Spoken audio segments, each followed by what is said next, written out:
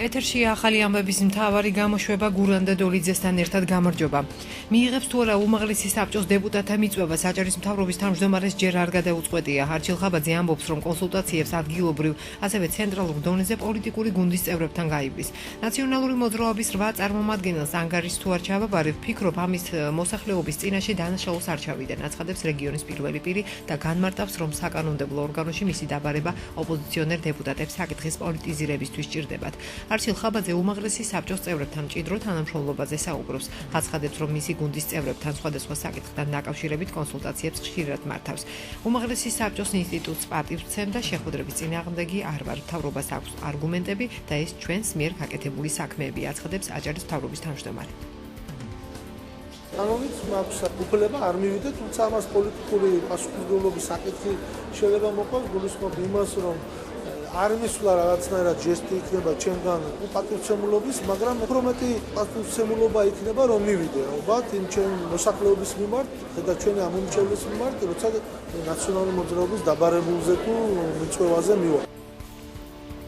საკანონმდებლო ორგანოში აჭარის მთავრობის თავმჯდომარეს 18 ივნისს ელოდებიან რეგიონში არსებული სოციალურ-ეკონომიკური მდგომარეობა, ინფრასტრუქტურული და სამშენებლო პროექტები, საინვესტიციო პოლიტიკა, ჰიპოთეკარებისა და ეკომიგრანტების თემები. ეს ის საკითხებია, რომელთა დაკავშირებითაც არჩილ ხაბაძეს მორიგ პლენარულ სხდომაზე განმარტებების გაკეთება მოუწევს.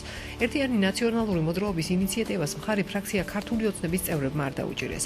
განცხადებას ფრაქციის წევრები აკეთებენ. დავით ბაციკაძის თქმით, ის ამ ფარშში მონაწილეობას ვერ მიიღებდა. დეპუტატს პრეტენზიების საკითხთა ჩამონათვალთან დაკავშირებითაც ჰქონდათ, რომელზეც პასუხის გაცემა რეგიონის პირველ პირს მოუწევს. ალექსანდრე ჩიტიშვილი ამბობს, რომ გადაწყვეტილება ნაადრევია, რადგან არჩილ ხაბაძის საკანონმდებლო ორგანოში მისვლა საშემოდგომო სესიამდე იგეგმებოდა. მთავრობის თავმჯდომარეს შესრულებული სამუშაოების ანგარიში სწორედ ამ დროს წარადგენდა. ფრაქცია ქართული ოცნება თავისუფლების ხელმძღვანელის ინფორმაციით უმაღლესი საბჭო კანონპროექტზე მუშაობს, რომელიც რეგიონის პირველ პირს დაავალდებულებს საკანონმდებლო ორგანოში ანგარიში ყოველწლიურად წარადგინოს. მე ამ ფარში მონაწილეობას არ მივიღებ. ჩამოთვლის საკითხებთან დაკავშირებით და ბიუჯეტთან დაკავშირებით შეგიძლიათ გახვიდეთ ქალაქში და ნახოთ, რომ რამდენი ამის შენდება. ბიუჯეტი ნახოთ, რამდენი იყო ამ ნაციონალური მოძრაობის თავმჯდომარის პირობებში და რამდენი ახლა ჩვენს პირობებში. მესმის და მეც ვფიქრობ, რომ უმაღლეს საბჭოში აუცილებლად მოვიდეს მთავრობის თავმჯდომარე, მაგრამ არა იმ განსახილველ საკითხების ნუსხაში. ჩვენი სურვილი იყო საშემოდგომო სესიის წინ მობრძანებულიყო ბატონი თავმჯდომარე და წარმოგვიდგა გაწეული მუშაობის ანგარიში. დღეს ასე ნაუცბათელი მოწვევა ჩვენთვის იყო მიუღებელი შემოდგომაზე ვაპირებდით თავმჯდომარის ოფიციალურ მოწვევას. რეგლამენტში პროექტი შეტანილია, როგორც ამ რეგლამენტს მიიღებს უმაღლესი საბჭო, მთავრობის თავმჯდომარე ყოველწლიურად მოვა ჩააბარებს ანგარიშს. ქართულმა ოცნებამ დღეს სირცხვილი ჭამა, ასე აფასებს ფაქტს მედია ვასაძე. დამოუკიდებელი დეპუტატის განმარტებით ყოფილმა თანაგუნდელებმა ამ სახით მათ ძირითად უფლებაზე რეგიონის მთავრობის ანგარიშის მოსმენაზე თქვეს უარი. ვასაძის თქმით, რეგიონის პირველმა პირმა აღნიშნულ საკითხებთან დაკავშირებით განმარტებები უნდა გააკეთოს. ქართულმა ოცნებამ კიდევ ერთხელ ჭამა სირცხვილი, გადაწყვეტილება, რომელიც სიბრიყვესთან უფრო ახლოს დგას იმ მგონიერებასთან, მოწვევა, კითხვების დასმა და შესაბამისი პასუხების მოსმენა, ეს ამაზე ვარის თქმა ნიშნავს პრაქტიკულად უფლებამოსილებაზე ვარის თქმა. მთავრობის თავმჯდომარის დაბარების საკითხს მხარი ფრაქცია დემოკრატიული აჭარის წევრებმაც დაუჭირეს. სულხან ღლონტის თქმით, კანონის მიხედვით აჭარის მთავრობის თავმჯდომარე ვალდებულია საკანონმდებლო ორგანოს საქმიანობის შესახებ ანგარიში წარუდგინოს. ფრაქცია ერთიანი ნაციონალური მოძრაობის წევრი პეტრე ზამბახიძის განმარტებით, ეს სწორედ ის საკითხებია, რომელთაც დაკავშირებითაც კითხვები წლებია არსებობს. უნდა მოვიდეს მთავრობის თავმჯდომარე და უნდა გააკეთოს ანგარიში წარუდგინოს.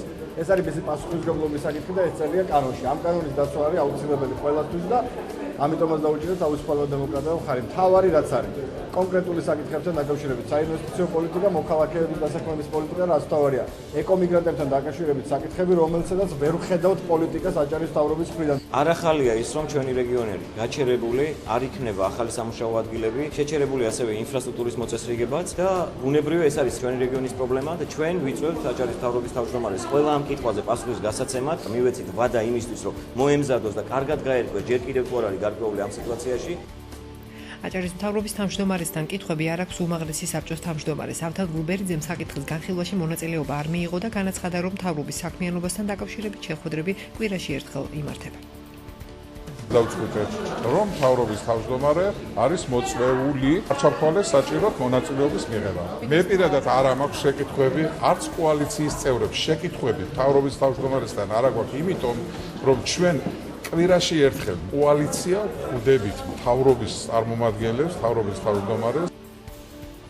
დეპუტატებმა უმაღლესი საბჭოს აგრარული და თვითმმართველობის კომისიის თავმჯდომარედ ფარული კენჭისყრით 16 ხმით ქართული ოცნების წევრი მერაბ აბაშიძე აირჩიეს. ამ პოსტზე ერთადერთი კანდიდატი მხოლოდ ის იყო. საკითხი დღის წესრიგში მას შემდეგ დადგა, რაც დეპუტატებმა კომისიის ყოფილი თავმჯდომარე ანზორ თხილაიშვილი საფინანსო, საბიუჯეტო და ეკონომიკურ საკითხთა კომისიის თავმჯდომარედ აირჩიეს.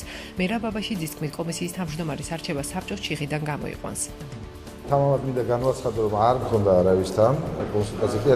ვითრევდი კიდეც წელს ამ თანამდებობაზე, ჩემი კანდიდატის ასე ვთქვათ, მხარდაჭერისათვისაც კი, გაცილებით უფრო მეტი ტვირთი დამაწვა მინდა გითხრათ და გაცილებით უფრო რთულ ვითარებაში და მეტი შრომა მომიწევს. ვფიქრობ, რომ ეს მაღალი ლეგიტიმაცია მაინც განაპირობა ჩემმა პოლიტიკურმა ნაბიჯებმა. კოლეგებმა მერაბ აბაშიძეს ახალი თანამდებობა მიულოცოს და წარმატებები უსურვეს. დეპუტატ ალექსანდრე ჩიტიშვილის თქმით, მერაბ აბაშიძე კომისიის მუშაობას იცნობს და დაკისრებულ მოვალეობას თავს გაართმევს. მერაბ აბაშიძეს ულოცავ არჩევას ამ თანამდებობაზე. მერაბ აბაშიძე წელს განმავლობაში იყო ამ კომისიის თავმჯდომარის მოადგილე და იცნობს ამ კომისიის მუშაობას კარგად და ისინი კარგი თავმჯდომარე. სხდომაზე ჯანდაცვის კომისიის საქმიანობის ანგარიშის მოსმენა იგეგმებოდა, თუმცა კომისიის ხელმძღვანელი ჯემალ ფუტკარაძე ჯანმრთელობის მდგომარეობის გამო სხდომას არ ესწრებოდა და საკითხი დღის წესრიგიდან მოიხსნა. დღესვე დამტკიცა, რომ საკანონმდებლო ორგანოს ბიუჯეტი 91,000 ლარით შემცირდა. ბრანდენბურგის ფედერალური მიწის პარლამენტის ახლად არჩეულმა პრეზიდენტმა და ლანდტაგის დელეგაციის წევრებმა ბათუმი დატოვეს. ისინი ბათუმის საერთაშორისო აეროპორტიდან აჭარის უმაღლესი საბჭოს თავმჯდომარემ და საკანონმდებლო ორგანოს წევრებმა გააცილეს. 10 კაციანი წარმომადგენლობა ბათუმში სამთხიანი ოფიციალური ვიზიტით იმყოფებოდა. უკვე ცნობილია, რომ თანამშრომლობის ფარგლებში გასვლითი პროგრამები ამოქმედდება. ასევე მხარეები სამომავლოდ განსახორციელებელ პროექტებზე შეთანხმდნენ. აჭარის უმაღლესი საბჭოს თავმჯდომარე ალთანდრ ბერძის განცხადებით, სოფლის მეურნეობის დარგში დასაქმებულ კადრებს გერმანელი სპეციალისტები გადაამზადებენ, თეატრალური დასის წევრები კი გერმანიაში გასტროლებზე გაემგზავრებიან. ჩვენ ძალიან გმაყოფილი ვართ მათი სტუმრობით. გადავწყვიტეთ რამდენიმე მნიშვნელოვანი საკითხი ჩვენი მომავალი ურთიერთთანამშრომლობისა, როგორც ლანდტაგისა უმაღლეს საბჭოსთან, ასევე როგორც ავტონომიური რესპუბლიკისა მიწასთან. და შესაბამისად ძირითადად ეს არის უფრო ახალდაყენებული საკითხები, მაგალითად თეატრალური დასების გაცვლის საკითხი, ბათუმში დიაგნოსტიკური ცენტრის დაარსება. ვფიქრობ, რომ ძალიან ნაყოფიერი იყო ეს მათი ხანმოკლე, მაგრამ შედეგიანი ვიზიტი. განმოგწევთ გამოშვებას. გონიოელები უახლოეს პერიოდში მიწის დაკანონების მოთხოვნით აქციას საქართველოს ქონების მართვის სააგენტოსთან გამართავენ.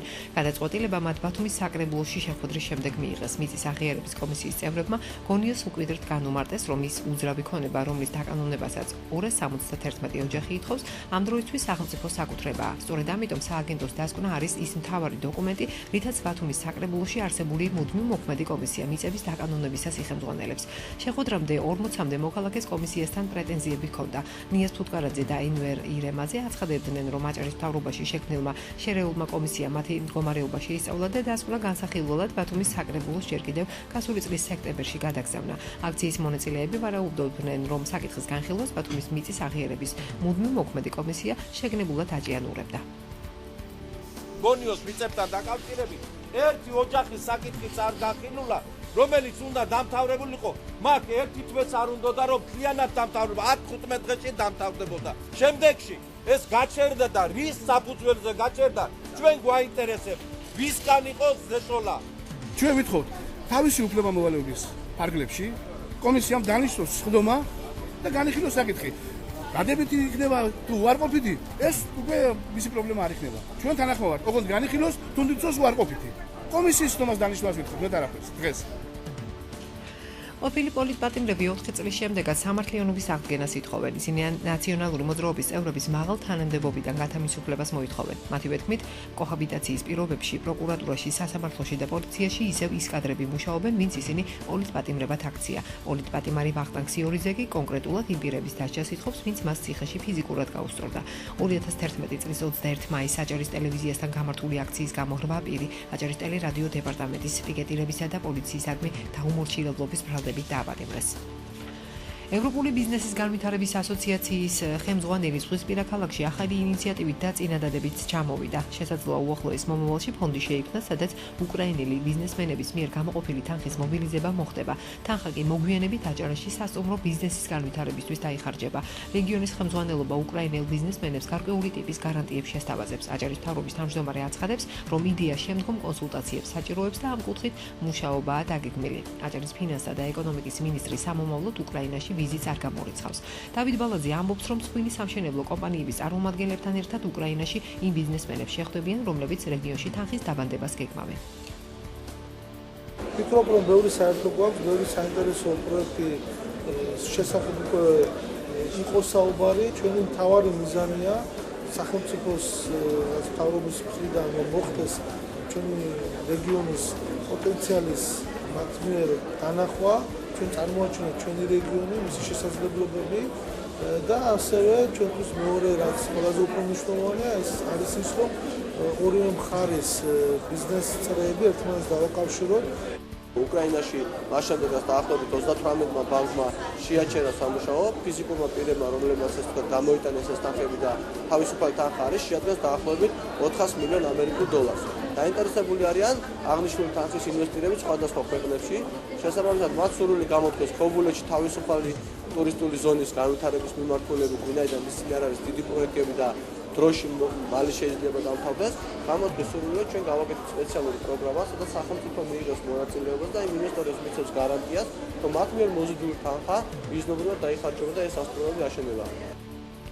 აჭარის მთავრობის თავმჯდომარემ რეგიონში გაზრდილ ინვესტიციებზეც ისაუბრა. არჩილ ხაბაძემ განაცხადა, რომ გასულ წელს $276 ინვესტიცია განხორციელდა, რაც 2013 წლის მაჩვენებელთან შედარებით 40%-ზე მეტია. დღეს ბათუმის მერიის ინფრასტრუქტურული და კეთილმოწყობითი სამსახურის 2016-2019 წლების პრიორიტეტები განიხილეს. 4 წლის სამოქმედო გეგმა ბათუმელებს, მესამე სექტორისა და ქალაქის საკრებულოს წარმომადგენლებს საქალაქო ინფრასტრუქტურის განყოფილების უფროსმა გააცნო. ედნა რაბულაძის ინფორმაციით, მუნიციპალიტეტი ინფრასტრუქტურულ სამუშაოებზე 430 მილიონ ლარს დახარჯავს. 159 მილიონი ლარი კი 2016 წლის ბიუჯეტში გაიწერა. შეხვედრაზე აღინიშნა, რომ ციფრის დაზუსტების შემდეგ პროექტში ის ცვლილებები შევა, რომლებსაც ქალაქის მცხოვრებლები მოითხოვენ. ლიანობაში 430 მილიონ ლარზეა წარმოდგენილი 4 წლის მონაცემები, მათ შორის 2016 წლის მდგომარეობით ჩვენ დავხარჯავთ 159 მილიონ ლარს. გზები ქუჩების კეთილმოწყობასთან დაკავშირებით, კომუნალური სისტემის, ქალაქის კეთილმოწყობა, ესა გარეგანათება თუ დასუფთავება და ბაღებისა და სპორტული ობიექტების მშენებლობისათვის. პრიორიტეტების განხილვა საკრებულოს წევრების მხრიდან განსხვავებული შეფასებები მოყვა. უმრავლესობის წევრი ლაშა სირაბიძე აცხადებს, რომ მომავალი წლის ბიუჯეტის პროექტის დამტკიცებამდე მასში კორექტივები შევა, თუმცა ეს ძირითად მიმართულებაზე არ ემოქმედებს. თავისუფალი დემოკრატი კობა ჩხეიძე კი პრეზენტაციით უკმაყოფილოა. მას მიაჩნია, რომ მერია ამ ფორმით განაგრძობს მუშაობას, რომელიც მას წინა ბორბედისაგან დახვდა. სამწუხაროა, რომ პრიორიტეტებში არანაირი ისეთი ცვლილება არ შეიმჩნევა, არის ძველი ტრადიციის მიხედვით გაგრძელებული პრიორიტეტები. ვერსად ვერ ვნახეთ საცურაო აუზის ხარჯები, რომელიც საარჩევნო დაპირების პერიოდში უნდა გაკეთებულიყო. ვერსად ვერ ვნახეთ მოხუცებულთა თავშესაფარი, ან არ ჩანს იაფის სახლი, რამდენად განგრძობითი პროექტი იქნება. პოლიტიკურად ნააზრევი პრიორიტეტები არ გვაქვს. ჩვენ პრინციპში უნდა დავალოდოთ 2015 წლის დამთავრებას, ამის შემდეგ უკვე გავითვალისწინებთ თუ რა დაიგეგმება 2016-ში პრიორიტეტად და უფრო რომელი იქნება მნიშვნელოვანი და გარკვეულწილად და მას ყოველდღე ჩვენ თვითონ მოსახლეობასთან შეხვედრების პერიოდში ხვდებით თუ ძირითადად რა პრობლემები არის და ამის შემდეგ მივიღებთ უკვე გადაწყვეტილებებს.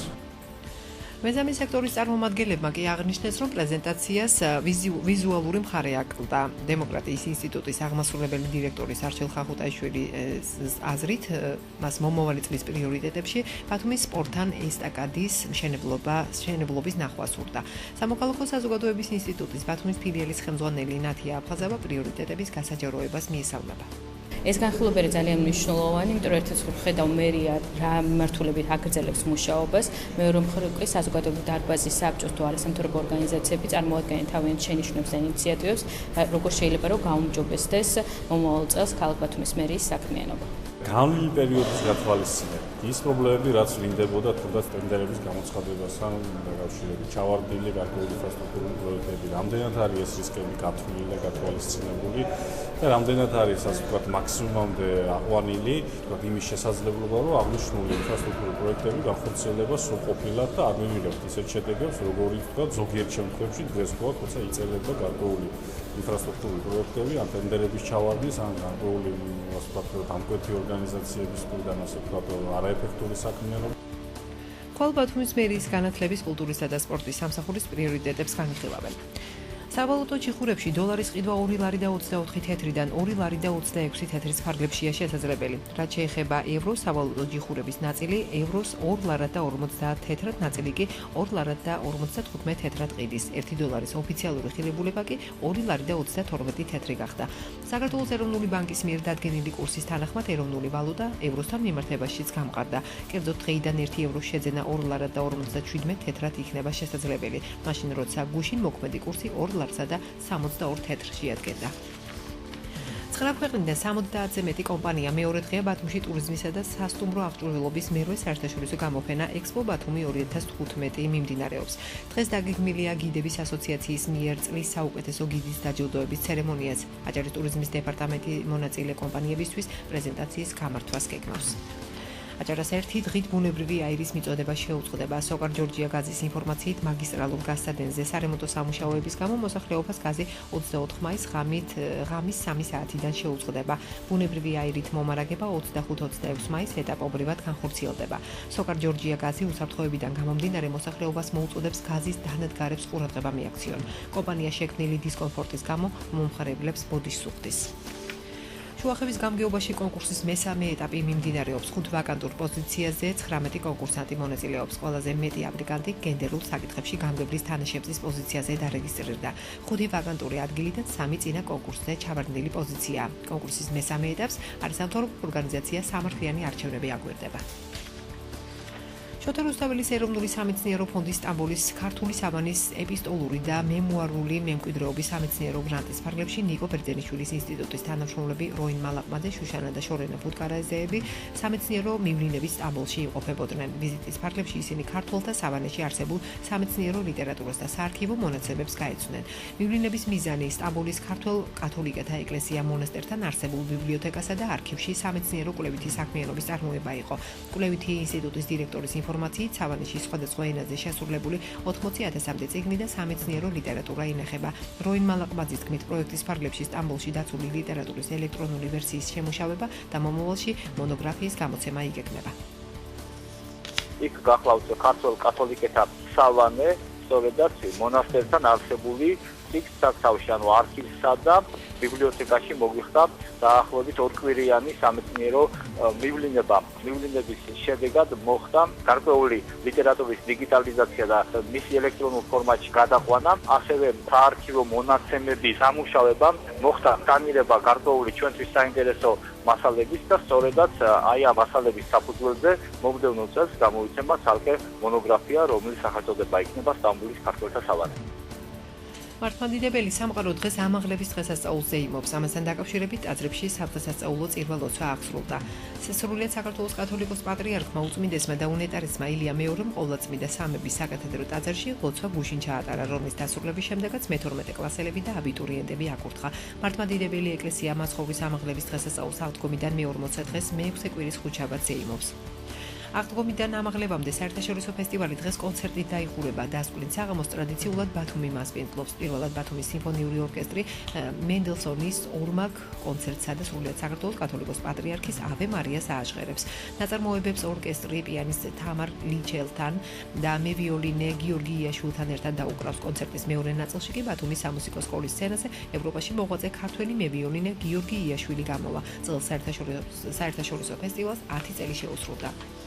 ვარდების საერთაშორისო დღე აღნიშნეს ბათუმის ბოტანიკურ ბაღში, სადაც მცენარის შესახებ ლექცია სემინარი ჩატარდა. მას ხელოვნების უნივერსიტეტის სტუდენტები დაესწრნენ მებაღეობისა და მეყვავილეობის განყოფილების თანამშრომლებმა ვარდების გაშენების ისტორიასა და მისი მოვლა-გამრავლების მეთოდებზე ისაუბრეს. სტუდენტებისთვის მასტერ-კლასიც გაიმართა. და ბოლოს სპორტი. თბილისის, აჭარის, აფხაზეთის, ქუთაისის, რუსთავის, ზესტაფონისა და ოზურგეთის 100 მოფარიკავის მონაწილეობით დედაქალაქმა საქართველოს ჩემპიონატს უმასპინძლა. ფავორიტების თბილისელი და ქუთაისელი ოსტატების მსგავსად მეტალურგთა ქალაქის წარმომადგენლების მიერ 2 ოქროს მედლის მოპოვება ნამდვილი სიურპრიზი გახლდათ. ბათუმელი მუშკეტერებიდან მხოლოდ რაპირისტებმა ისახელეს თავი თინ ბოლქვაძე და არჩილ უგულავა ვერცხლის პრიზიორები გახდნენ. აჭარის დელეგაციის მოგზალებული შედეგი წარმატებად მიაჩნია ავტონომიური რესპუბლიკის ფარიკაობის ფედერაციის გენერალურ მდივანს თენგიზ მორჩილაძეს. წარმატებითი ასპარეზეთ ჩვენ რაპირისტებმა, ქალთა შორის თინ ბოლქვაძემ მეორე საპრიზო ადგილი დაიკავა. გაიმეორა შარშანელი შედეგი, შეეძლო მეტის მიღწევაც, მაგრამ სამწუხაროდ დამარცხდა რუსთაველ მოფარიკავესთან, რომელსაც დიდი პრაქტიკული გამოცდილება აქვს. არჩილ უგულავა შარშანელი ჩემპიონია და წელს მეორე ადგილს დაჯერდა წაგოს ვესელი ბაღანიძესთან. ბაღანიძე ევროპის პირველობის მონაწილეა, მსოფლიო პირველობის მონაწილე და ყველა შეიძლება დადეს რაც კი არის. აღმავლობის გზაზეა ფარიკაობა და იმედია წარმატება გაგრძელდება. ეთერში იყო ახალი ამბების მთავარი გამოშვება გურამ და დოლიძესთან ერთად. კარგად ბრძანდებოდეთ.